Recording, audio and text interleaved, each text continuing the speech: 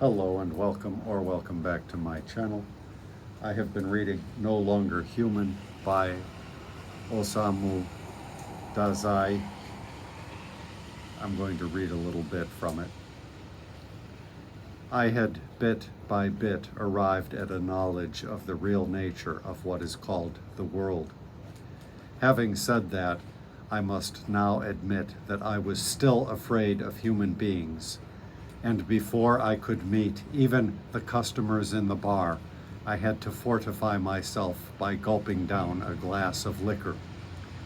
The desire to see frightening things, that was what drew me every night to the bar where, like the child who squeezes his pet all the harder, when he actually fears it a little, I proclaimed to the customers standing at the bar my drunken, bungling theories of art. A comic strip artist, and at that, an unknown one, knowing no great joys, nor, for that matter, any great sorrows. I craved desperately some great savage joy, no matter how immense the suffering that might ensue.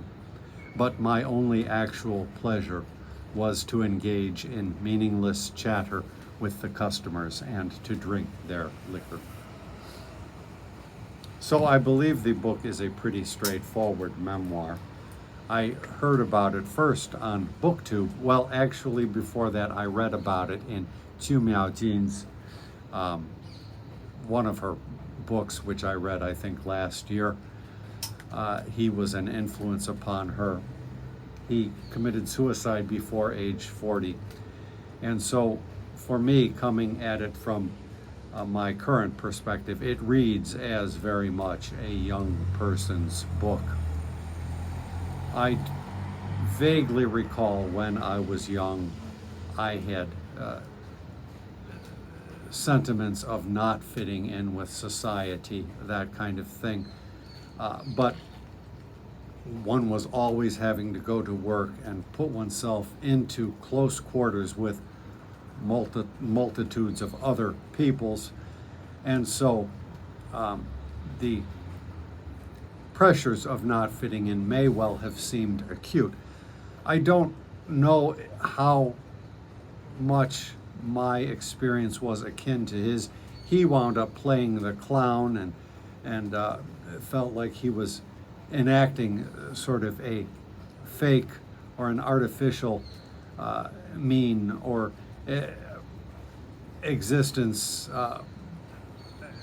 almost as an actor might do. He was portraying a character when he was in society. And so the book contains a lot of ruminations about what society is, what it means. And he expresses his fear of being around other people, which also seems to have been acute. And I don't know to what degree that corresponds with my experience. I don't believe I felt an acute or extreme fear of being around people, but I know situationally it did pop up here and there. And I know that I did at sometimes have the kind of feeling of alienation that he expresses, of not fitting in or being unlike the rest of these people who seem very comfortable in their own skins. I say it's harder for me to recollect that time now because I've been apart from the workforce for 10 years, I would say, and my major society at this point is animals, and so I'm around a lot of animals all the time, and animals do not put the same kind of pressures on one another that humans do. I mean, even in our domestic situation, the animals find themselves in much closer quarters than would be natural. But even so, animals greet each other without expectations, and they interact with each other without, I would say, inhibitions. They may indeed have certain fears and take those into account, but they exist without the sort of constant overhanging pressures in the mind that, say, social conformity might enact. And thinking about Japan is particularly a tight society with so many people close together, much more so than the broad landscape of Chicago has ever required. But even so, the working at a job, you are often in some kind of building with lots of other people, and so nevertheless social pressures do come into play. So the book, regardless, is a nice memoir.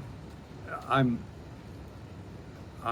adverse to memoirs, generally speaking, but I do find Osamu Dazai to be a relatively congenial character. I don't know how much he was an alcoholic per se, or just how much that was an acceptable outlet for him in the society, under the pressures of having to make his way. He was obviously a big influence on Chu Miaojin, and seems pretty well together, at least in terms of his writing. His book is much less scattershot than her books, both of them were. Now he was very much influenced by a short story writer, and I can't remember the author's name, wrote a book called Rashomon, which Penguin has in an edition, and I've thought about buying it, and that author was inspired by Soseki, and I've read a couple of books by Soseki and liked them very much, so I'm thinking that a next step will be to obtain this Penguin collection of short stories and go there. It's a very different experience to the tale of the Heike, which I just finished. As I say, generally I don't like books where you are just in one person's head, but he doesn't seem to be fictionalizing very much. It seems to be pretty much straightforward memoir, trying to come to terms with the course his life has taken. And it was published posthumously. He committed suicide with his wife, I believe. I will delve more into his biography when I finish the book, just to ascertain how much is memoir and how much is fiction. I believe Chu Miaojin's books are considered more fiction than fact. I think they're just a little bit more messy, whereas his literature is much more tightly controlled. Again, it's a very different experience to the tale of the Heike, which is much more, I think, standard and traditionally what we would consider literature. It tells a sweeping epic. It focuses on different characters as one moves along through the course of the story. It covers a span of 90 years or something like that. But the personal idiosyncrasies of the author are not involved, and nor of the characters so much. So I will leave off. I don't tend to do reviews of things, but when I finish the book, No Longer Human, I will possibly talk about it further. It also exists in, well, it has a few translations, a new one scheduled to come out this year, I believe, but a previous translation also, or a different translation, has it under the title A Shameful Life, which also seems applicable. The one I'm reading, I believe, is translated by Donald Keene, who is an old-time translator from the Japanese. I don't think I've ever encountered anything by him before, but I am finding it to be very smooth and easy reading, in contrast with the tale of the Heike. It's probably something that a person can read in a day or two. I'm not sure how. I've read, I think, 3/4 of the book at this point, but I may not be reading again for a couple of days, so we'll see how long it takes for me to finish. Anyhow, just a mid-stream reading report. Thank you very much for stopping by my channel.